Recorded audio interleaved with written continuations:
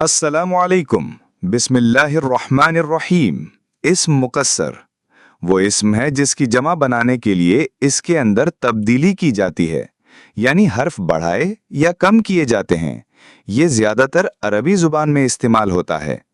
इसका कोई फॉर्मूला नहीं है, मगर अच्छी बात यह है कि जमा मुकस्सर के बहुत ज्यादा अल्फाज के मानी हम पहले से जानते हैं और उसे उर्दू में इस्तेमाल करते हैं।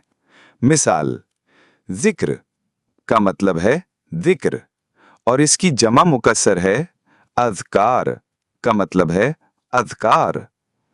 आलिम का मतलब है जानने वाला, इसकी जमा मुकस्सर है उलमा। काफिर का मतलब है काफिर, इसकी जमा मुकस्सर है कुफ्फार। मरद का मतलब है बीमारी, इसकी जमा मुकस्सर है अमराद। फ़क्र का मतलब है फ़क्र, इसकी जमा मुकस्सर है फ़ुक़रा। क़ल्ब का मतलब है दिल, इसकी जमा मुकस्सर है क़ुलूब। मस्जिद का मतलब है मस्जिद, इसकी जमा मुकस्सर है मसाजिद। बाब का मतलब है दरवाज़ा, इसकी जमा मुकस्सर है अबवाब। रसूल का मतलब है पैगंबर, इसकी जमा मुकस्सर है रुसुल।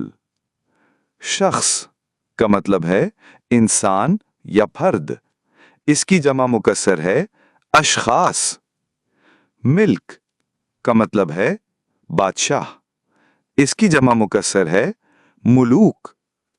नफ्स का मतलब है जान, इसकी जमा मुकस्सर है अनफुस।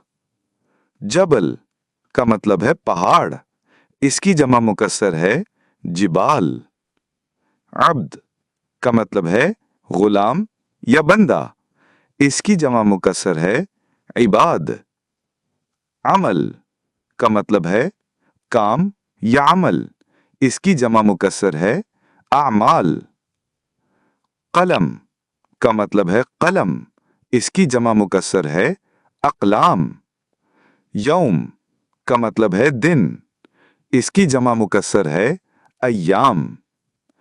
रजुल का मतलब है आदमी या मर्द, इसकी जमा मुकस्सर है रिजाल। इन मिसालों से आप समझ गए होंगे कि जमा मुकस्सर को हम पहले से जानते हैं। कोई सवाल हो तो कमेंट करें। कुरान के पैगाम को हर दिल तक पहुंचाने के लिए वीडियो लाइक, सब्सक्राइब और शेयर करें।